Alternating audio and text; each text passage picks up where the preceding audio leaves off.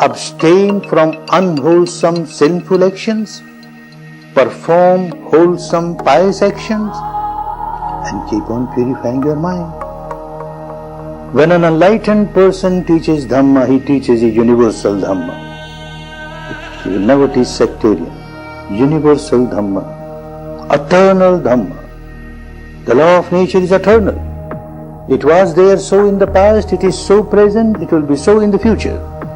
And it is applicable to one and all. That is Dhamma. But out of madness, out of ignorance, people forget the essence of Dhamma and they make a sect out of it. Then this sect, or this sect, or this sect. From the young age, one gets the mind conditioned with all those acceptances, all those philosophies, beliefs, dogmas. Then these very words will start carrying different meanings. Everyone will recite the same thing. Perform wholesome action, pious action, purify your mind. Every religion, every tradition, everyone will say that. But yet, the big difference in the explanations. What is sin and what is piety? When Dhamma turns into a sect, then that particular sect, the so-called pious people of this particular sect, they may be wearing this kind of robe or that kind of robe, may be having this rosary or that rosary, may be having this mark over the forehead or that mark over the forehead, this external appearance or that external appearance. Now people belonging to this particular sect will say those who have this kind of external appearance are pious people. Others are not. Every sect will perform this kind of rite or that kind of ritual, this religious ceremony or that religious ceremony. And those belonging to a particular sect will say, those who are performing these rites, these rituals, these ceremonies, oh, they are pious people. And those who do not, they are not pious, they are sinful. Another mad definition is given for sin and piety. One more definition is given, which is still more confusing. Such kind of definitions of sin and piety harm Dhamma. Dhamma is no more Dhamma. What is sin? What is unwholesome action? Any action that you perform, physical or vocal, and it harms and hurts other beings, it disturbs the peace and harmony of other beings, is a sinful action, is an unwholesome action. And what is a pious action?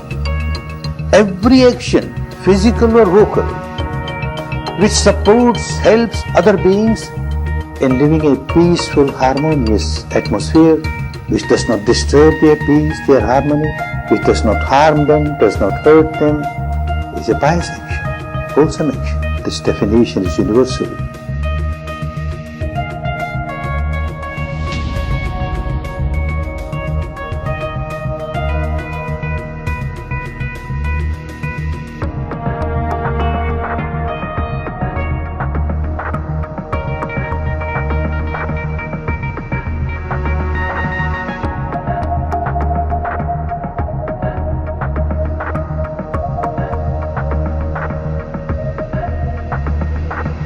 An example, someone is sick, goes to a doctor examines and then writes medicine, a prescription on a paper. Very happy, comes back home, has great faith in the doctor. But how when this faith becomes blind faith, devotion becomes blind devotion. In his house, on the altar, he places a statue of the doctor, picture of the doctor, and offers sweet and fruits and flowers and incense, and then makes 108 rounds around it and goes down 3 times. What does that tell? Takes out that piece of paper and keeps on reciting. 1 pill in the morning, 1 pill in the afternoon, 1 pill in the evening, 1 pill in the morning, 1 pill in the afternoon, 1 pill in the evening. What does one get? Madness. This is what happens when the faith becomes blind faith, the devotion becomes blind devotion. All right, second incident. After all, a human being, a rational being, so he runs to the doctor. Why you gave me this piece of paper? And what is this? How will it help me? The doctor is an intelligent fellow. He says, well, look, this is your disease. And this is the cause of the disease. If you take this medicine, this cause will get eradicated. When the cause gets eradicated, your sickness gets eradicated. Ah, wonderful. Now I understand. My doctor is so wonderful. His medicine is so wonderful. And what he does now? Coming back home, he starts fighting with all the neighbors. Useless, your doctors are all useless. My doctor is wonderful. The medicine suggested by your doctors is useless. The medicine suggested by my doctor is wonderful. Keeps on fighting, doesn't take medicine. Keeps on fighting. Oh, this is what happens. Every wise person, a saintly person, an enlightened person, when he finds people miserable, suffering, then he gives this prescription of Dhamma. Nobody tries to practice. They start different sects, beliefs, dogmas, rites, rituals, and get involved in that, and nobody practices. No benefit.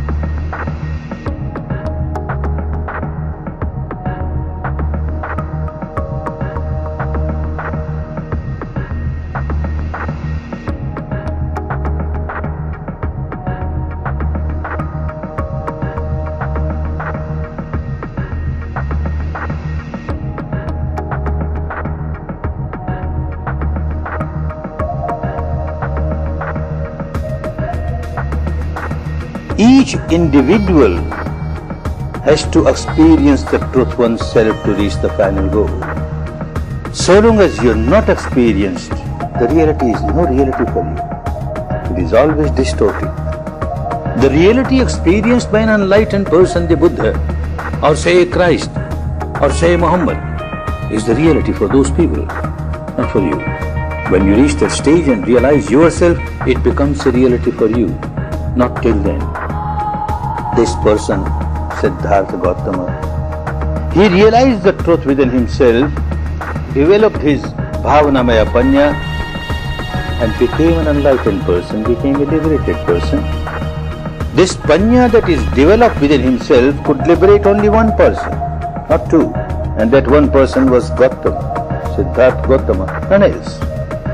None else can liberate it because of his wisdom.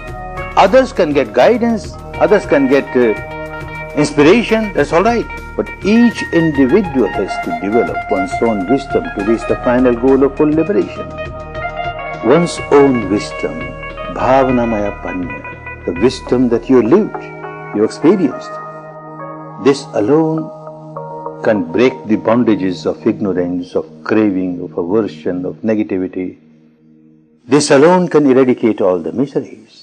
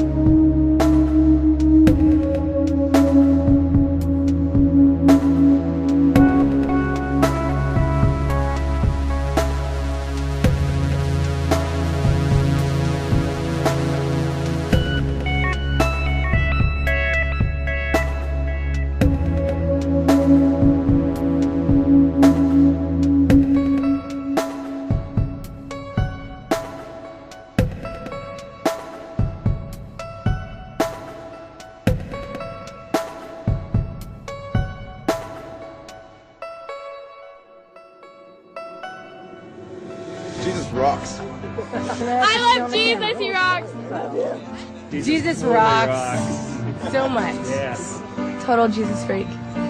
All over. Jesus was way cool. He told people to eat his body and drink his blood. That's so cool. Jesus was so cool. But then some people got jealous of how cool he was, so they killed him. But then he rose from the dead. He rose from the dead, danced around, and went up to heaven. I mean, that's so cool. Jesus was way cool.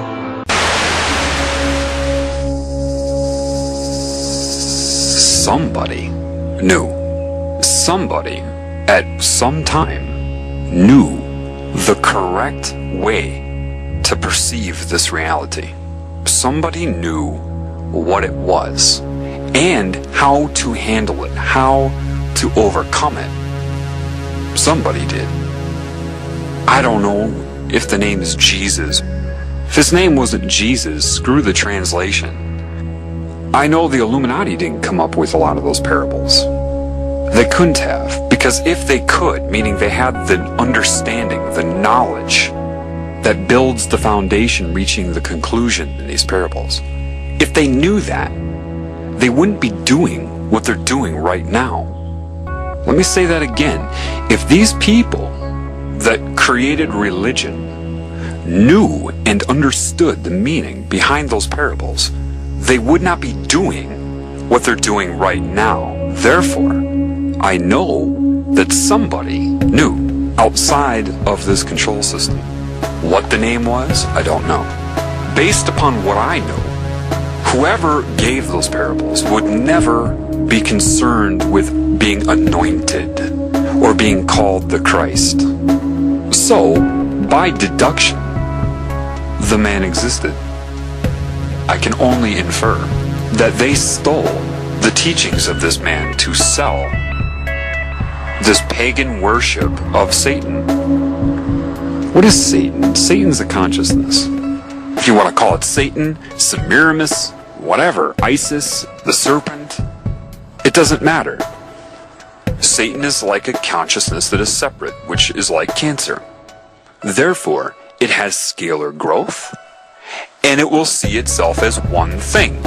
So, when it seduces and entices and recruits, its reasoning will be very, very close to the reasoning that Christ would have, or the Spirit's reasoning. We are one. I am you, you are me. Very similar to creation, isn't it? Yet, it will have the cancer agenda, right? Hurt other people, that's fine. Just love me.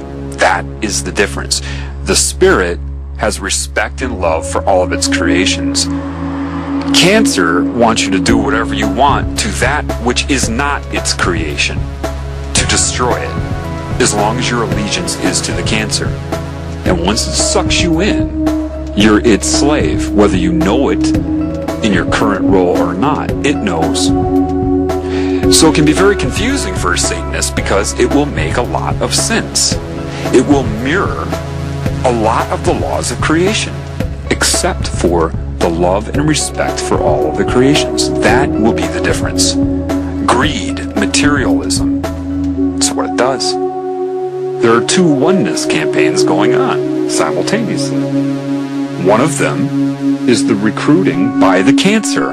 We are one. Do you understand that? We're one consciousness. Well, it's not wrong in its current state. That's absolutely true. It certainly does see itself as that way. Satan either wants you to give yourself to it or sell yourself to it. It doesn't care what your experience is and your illusion. Oh, sure, you want 7 years, anything you want in your dream? Sure, okay. You could do that anyway, but you don't know that, so yeah, sign right here. Yeah.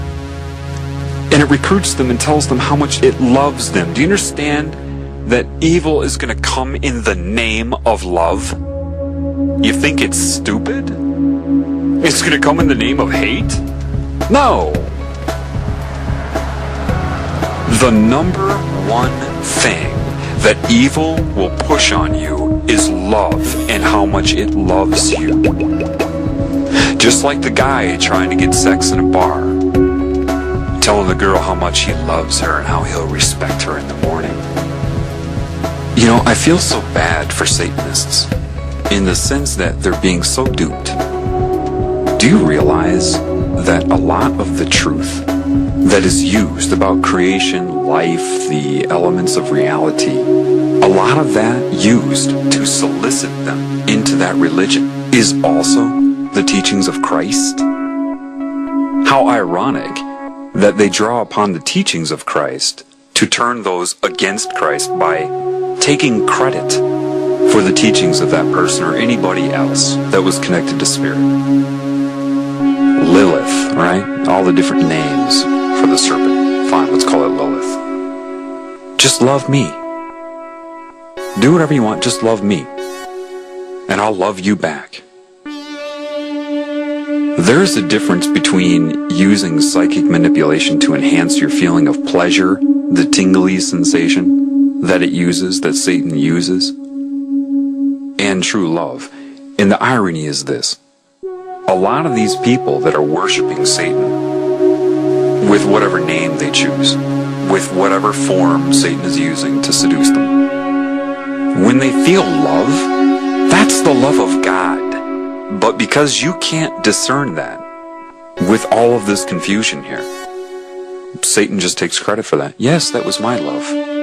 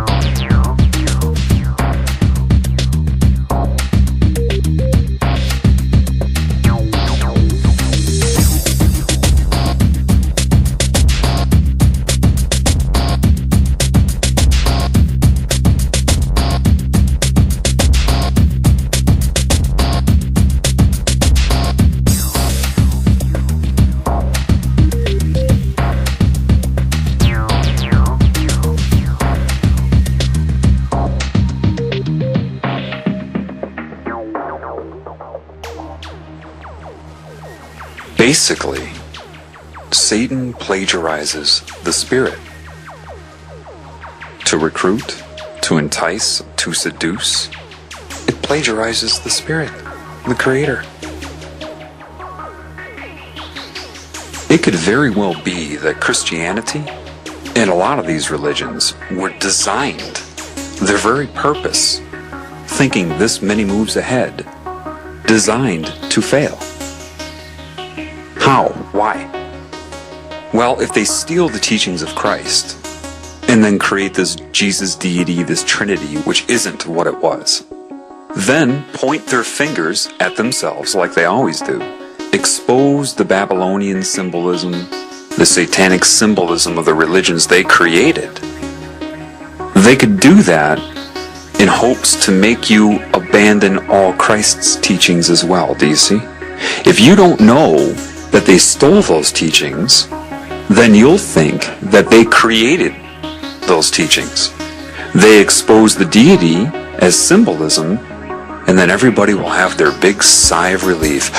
Oh, we don't have to be good. We don't have to follow any of that. You see, the ultimate last-ditch attempt to discredit Christ. Why? That opens the door for the New World religion of sorcery, or Satanism, for the utopia. It has to be that because there's no way these people doing what they're doing could have given the metaphors that Christ gave. They stole his teachings to draw people into both Christianity and Satanism. Then they're going to point the finger at the symbolism of Christianity and other religions so that people release all of the teachings of Christ, thinking it was a fraud, for the final entrapment. It's very important that you stay balanced, because regardless of what's happening in this reality, you have got to stay you. The primary foundation of what you are is love, and that's what they don't want you to know. And the easiest way to do that is to come in the name of love and slowly tear you away from it, redefine it, to ensnare you in the web. Or I love this one, the spirituality of love, in the form of dissociation, bliss. Don't talk to me so firmly, you're putting me on a negative vibration. Satan coordinates this bullshit New Age movement to get people to dissociate. It's no different than getting drunk. It's detachment from your normal instinct to try to help everybody in this realm. You become concerned with your own bliss. Therefore, you don't speak out against it unless you're speaking out to get other people to detach. Your detachment as you walk in the woods and think that you've accomplished something, and you think your whole world is of your negative ego, that isn't stopping a little child from being raped today. Your detachment. Part of your responsibility is to get the word out. So Satan knows that. It's very, very clever. And a total defense against that is getting you to hate Satan. Satan loves that. Why would Satan love that? Because you're giving it energy, and hate is not of your true nature. Therefore, if it gets you doing that, then you give it energy. So if you hate this consciousness, call it names and curse it, it has you. It's got you. Know thyself and be thyself. Do not be where you are. Be what you are, regardless of where you are. And the only way you'll know what you are is reconnecting to what you are. Which means you're going to have to dismantle the ego somewhat. Not the mind, just the ego. When you connect to the creative spirit, now, you know, it's so difficult to be precise on this, because I don't want people seeking something outside of themselves. The way the creative spirit will interface with you will be with your spirit, which is it, a derivative of it. And then it will rise from within to command your mind. It will never speak directly to your ego. And people say, well, yeah, but the way you talk about it, it's like a conversation. No, that's my translation for you of understanding. It is my spirit that is teaching me. Do you understand that? And it gets the influence from something larger.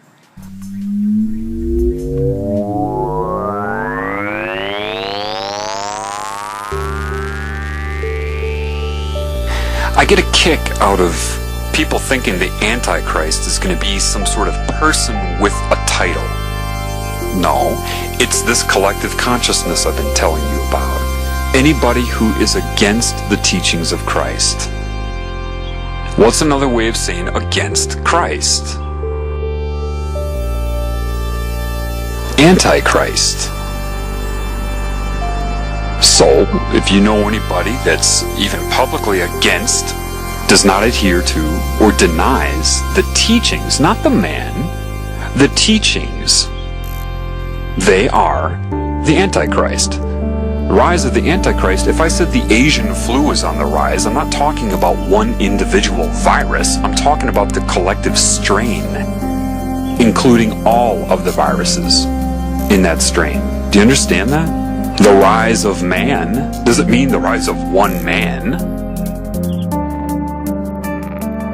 So, the Antichrist consciousness and control system here was already there back then. The Antichrist, or diseased cancerous consciousness, is what murdered him then, and it has risen since. And those who are in control of the world are anti-Christ. It's obvious. You have sorcery being practiced on you. You have all kinds of control methods you couldn't even comprehend.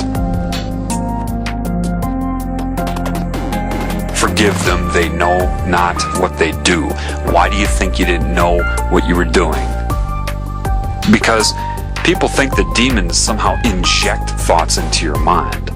No, your mind is a co-creation of you and foul play, whether it be mind control, a demon, or anything else. It's a co-creation, meaning a demon literally pushes your spirit out of the way, grabs the steering wheel, and uses your mind for its own intentions. In other words, it thinks for you, and the mind can't perceive that from outside of itself. Therefore, whatever it thinks it is thinking it. Therefore, the prison of the mind. And that is the phenomenon of the all-seeing eye, or the hive mind. Satan can speak through anybody at any time that it's connected to. So can the spirit. What is their primary agenda? They absolutely require you to feel responsible for whatever they have done to you, or it just won't work. I'll say that again. They absolutely need you to feel responsible for what they have done to and through you. They need you to be ignorant of the extra-dimensional influence, because if you're ignorant of that, you will blame everything on yourself. That's how it works. And so when you die, they come to you and create an illusion, a reality as real as the one you experience right now, and try to slam you quick. They'll come to you in whatever way they need to, based upon assessment of your mind. Your mind will be like a hard drive on a computer. They can access all of it right away, instantaneously, and will create the suitable illusion and excuse for your experience. Either you're learning a lesson and your soul is evolving, so you need to do it again, reincarnate again to grow. Bullshit. Or you have sinned and I'm judging you and I am Jesus, and you can either go to hell or you can reincarnate and learn your lesson. Bullshit.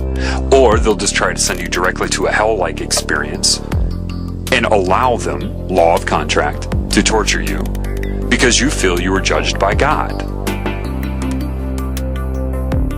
They do all the shit through you, pervert you, corrupt you, and then use what they've done to and through you against you. And with each new life, they break your will until eventually you just give yourself to this cancer consciousness so it can absorb you for itself. Satan's intellectual strength grows with each new soul that it absorbs. You know, it's a growth. Do you understand that? It's growing like a cancer. The Spirit will not judge you. It knows that you can't work without its guidance. Your design is to do that. Therefore, if you're disconnected, it knows you're not going to work correctly. Therefore, you must assess this world with truth. You must dismantle your belief systems or be as a child, meaning pre-programming. That's part of what entering heaven as a child means. Pre-indoctrination. Technically, I mean, you shouldn't have to teach a child not to kill. It wouldn't be in their instinct to want to do that because of the guidance of Spirit. The Spirit is very strong in a child. You get these, and people say, old souls are very wise. No, the real truth is the old souls are the ones that have been here and have been having their will broken over lifetimes. So the old souls are the ones that are just following the system, and they've lost a lot of their ability to perceive the truth. You must know thyself, and the only way to know thyself is to know the love of Spirit. And once you bear witness to that, it's going to be very, very difficult for Satan to prove to you that you are responsible for anything it did through you, to put you in guilt. The creative Spirit loves you. Do not let the experience change you, no matter how painful your experience may become or pleasurable it may become. Both pain and pleasure are the same as far as Satan is concerned. Pleasure is nothing like the true joy of being commanded by Spirit, and I can guarantee you that heaven is anything but boring. You won't be like, all these rules. No, because you will create that. You would come to the same conclusion that rules try to impart in this insane reality. If you're honest with yourself, you will see that this world is insane. The whole food chain is insane. What sane mind would create a world where life consumes itself? Well, that's God just subjectively experiencing itself to learn. What? How many times does God have to be a child that gets sacrificed and raped before God gets it?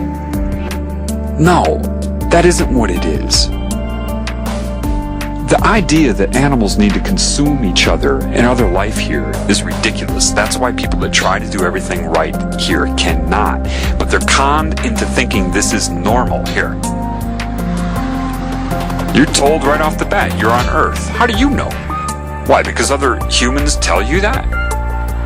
They've told you that's where you are, that this is life, the food chain is normal, biology says so. How do you know that? You're trusting everything you've been told. If your instinct, which is valid, tells you that doesn't make sense, you're right. Satan controls all of academia, all of the media, all of the money, everything you're told. This is an insane world of miscreation and creation. It makes no sense.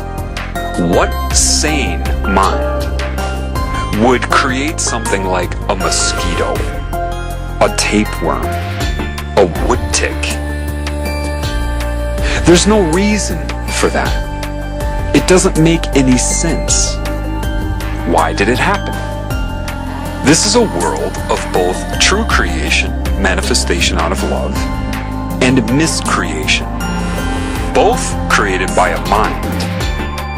But if the mind is not commanded by Spirit and or love, the larger picture, then it's just math, because the mind is math. And if it doesn't have the correct guidance, then it's only mathematical probability. Do you understand that? Meaning you could take a knife and cut your hand off right now, but you're not doing that, are you? But mathematically, it's probable. Those that are not commanded by Spirit or have been taken over by cancer see the world as math. Random calculation of possibility, and it can snowball based upon pain and pleasure. This is why they, what you call the Illuminati, are likely to do something incredibly humanitarian one day, and then something incredibly heinous and horrific the next day. Mathematical probability. They see no limits. They want new formulas, new calculations, new colors, new sounds, you know? There's only one truth. And people say, no, truth is individual based upon subjective reality. No, it isn't. But insanity is individual, so congratulations. Your own insanity is the mind, which has been isolated in and of itself, which was never the design in creation.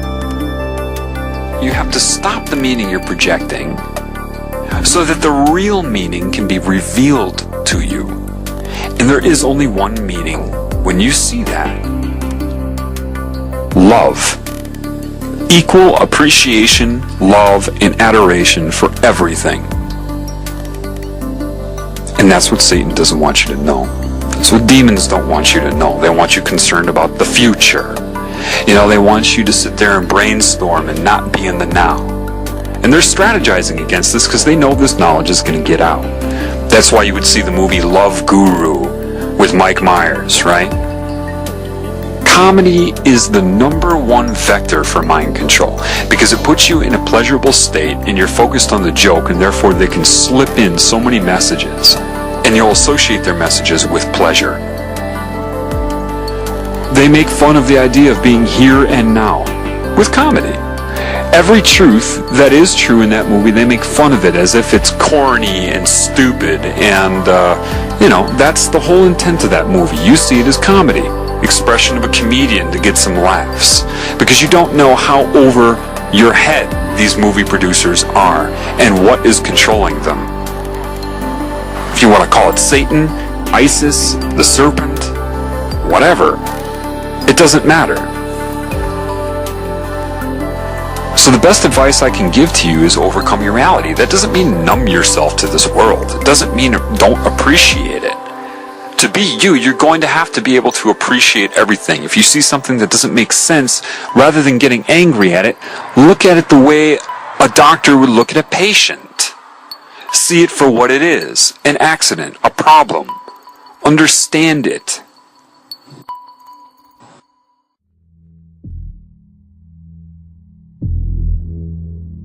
Here's the problem with the Bible. Think of riding a bike. Imagine writing a book about riding a bike. You lay it all out, a really thick book, telling you the nature of the bike and how to ride it, how to balance what the bike is, what you should do, where you can go, how to properly ride a bike. And you give this to people, and they've never ridden a bike, but you make them memorize the book, forwards and backwards, and they all memorize it real well.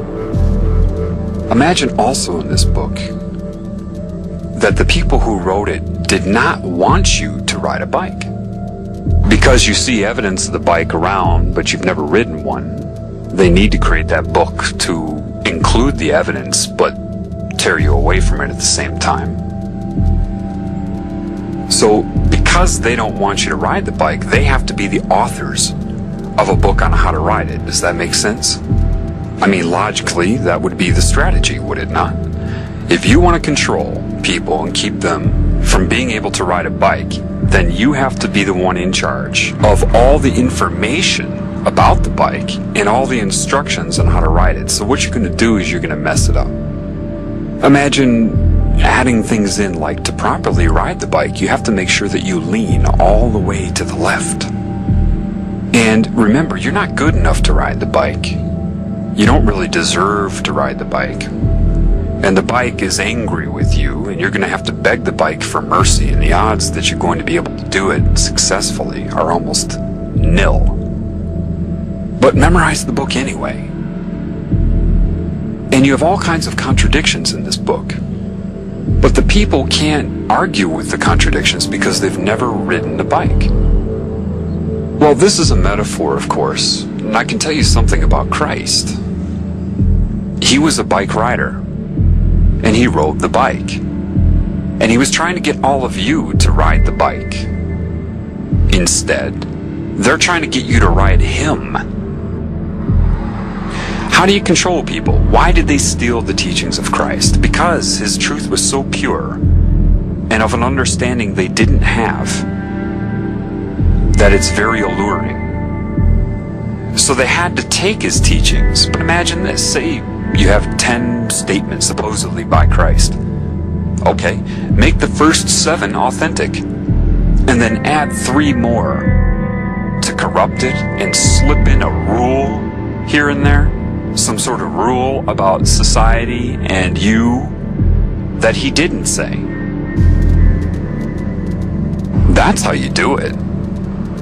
And that's what they have done. And you're not going to be able to see what is and what is not until you ride a bike. If you haven't ridden a bike, how can you read a book about riding bikes that is corrupt and be able to see the corruption? If you haven't ridden a bike, you're not going to know what is true and what is not.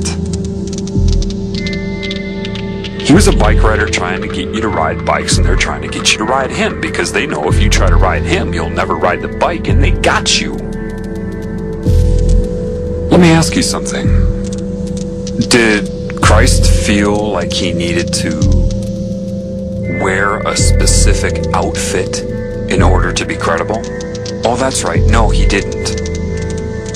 What book was this man regurgitating from? Oh, that's right. No book.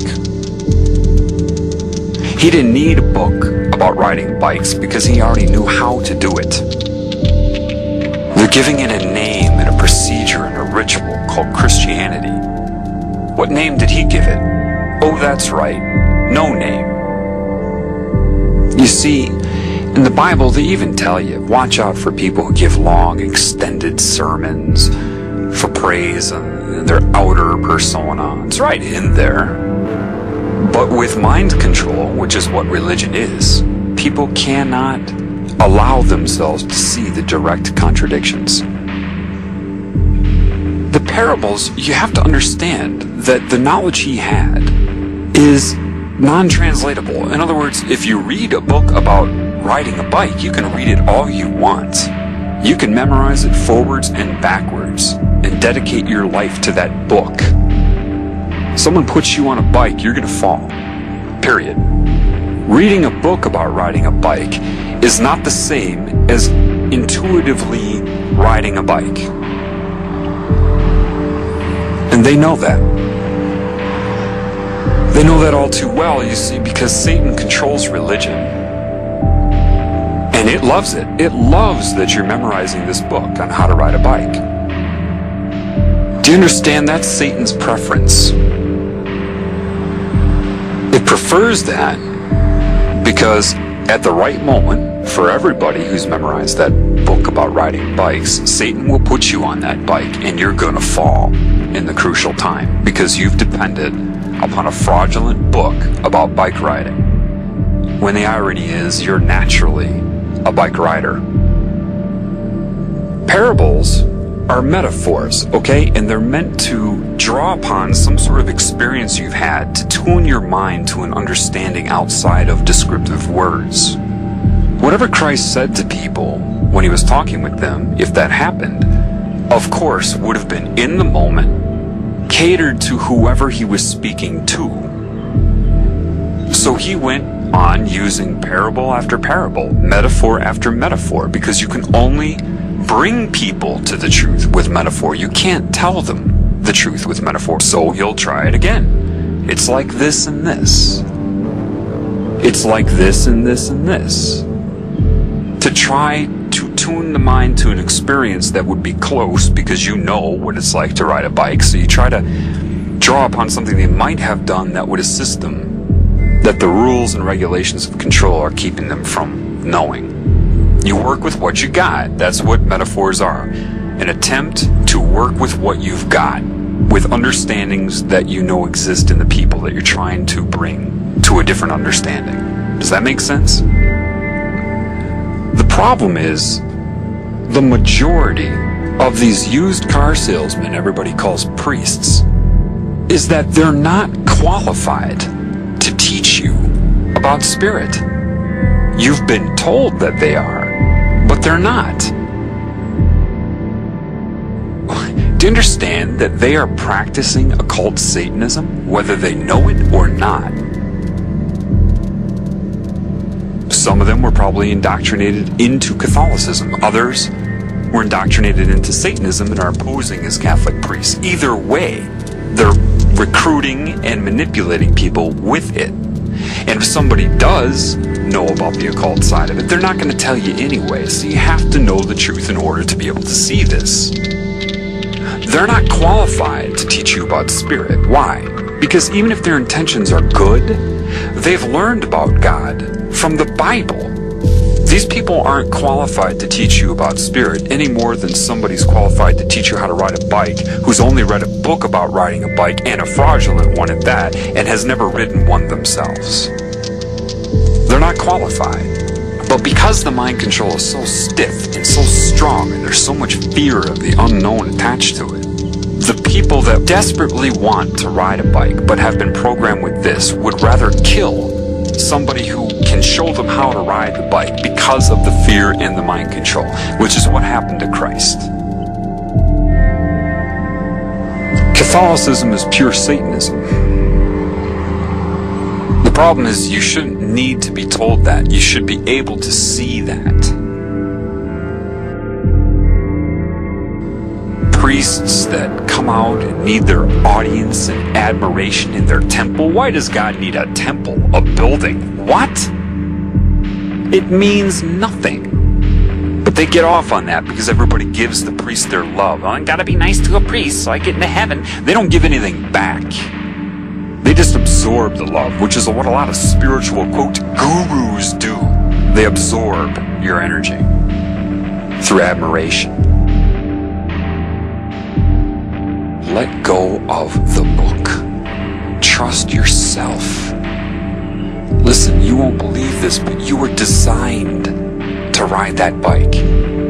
That's your very design, and the book is keeping you from knowing that you naturally know how to ride it. Forget the rigidity of this book. Trust your instinct. The only way you can understand the parables given by whoever that man was is to learn them via your spirit in congruence with the Spirit. Gain the knowledge so that you can look at the book and see what is true. Meaning, put the book down. It's not going anywhere. Put it down. And don't do it ritualistically through words. I'm going to pray for so-and-so and be the Lord be thy name, blah, blah. That's all ritualistic and wrong. And if you pray like that, you're doing it from the mind and not the heart, and Satan knows that, which is why it wants you to use ritualistic prayer with words. And Christ knew that Satan would do that, which is why he would say, don't mindlessly mouth words. Trust your instinct. You have to stop the meaning you're projecting so that the real meaning can be revealed to you.